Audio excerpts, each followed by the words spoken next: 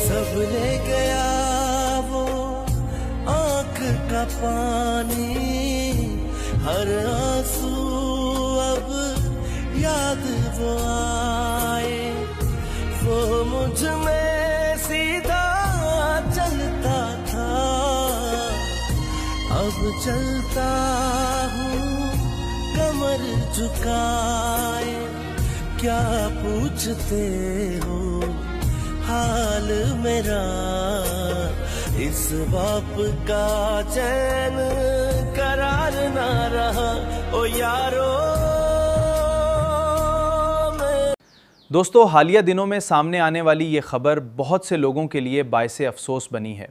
ऐसे वाक़यात हमें याद दिलाते हैं कि ज़िंदगी का हर लम्हा कीमती है।